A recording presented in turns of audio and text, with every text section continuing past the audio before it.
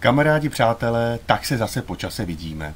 No, vidíme. Vy vidíte mě a já jsem rád, že vám můžu v tuto chvíli říci, že za malý okamžik to všechno tady, co vidíte kolem, bude doděláno a tím pádem vše bude perfektně připraveno na náš turnaj, který máme v sobotu 26. září roku 2009. Ano, tehdy bude konečný turnaj sezóny 09. Každý je borec.cz, tady došlo k malinké úpravě, toto ještě starý historický z Loňska ročník, kde tečku máme, jinak už víme, že každý je borec.cz už bez této tečky pěkně v nové podobě na našich internetových stránkách. To, co vidíte zde, to ne, že se tady chci hlásat, že ten pán, který mluví, se takhle jmenuje, ale je to proto, protože toto je prototyp našich speciálních tabulek, včetně státní příslušnosti. Toto všechno se vybarvovalo, Davidek mi vybarvoval krásně vlajku, ale když si uvědomíte, že nás je 50 a to všechno navíc je ještě oboustranné, tak to se prostě nedalo zvládnout, ale naštěstí mi pomohl Tomáš Moric a všechno se nám podařilo vytisknout.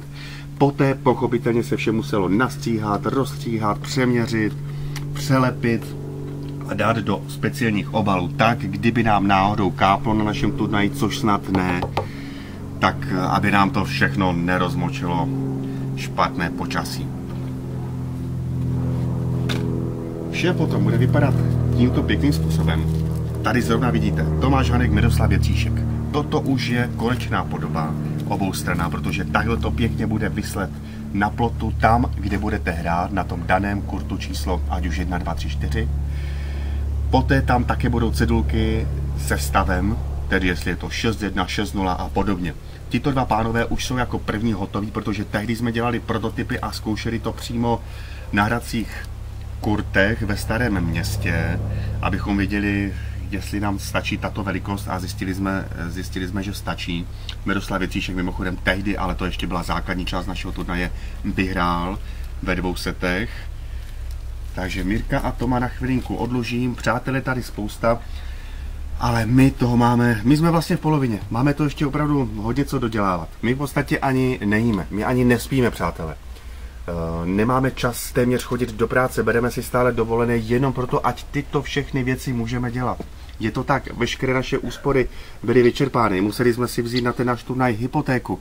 No prostě nemám už slov, tajně doufám, že Martinka to se mnou vydrží, Davidek, že nám bude pravidelně pomáhat, stejně jako Daneček a vy všichni ostatní taky, protože vy nám pochopitelně také pomáháte. Je to tak, pracujeme, děláme od nevidím do nevidím, nejíme, nespíme.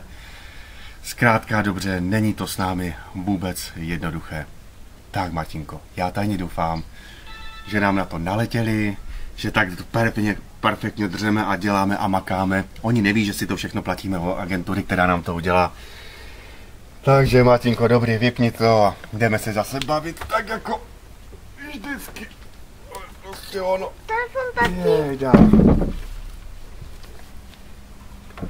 Ani telefony se nám nechce brát. Jo. Makáme a dřeme. O 106. Však vidíte, makáme a dřeme, co? Už je dopito. Martinko. Víno došlo.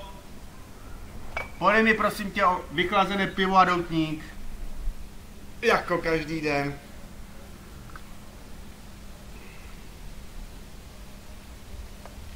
Tak co je s tím pivem a doutníkem?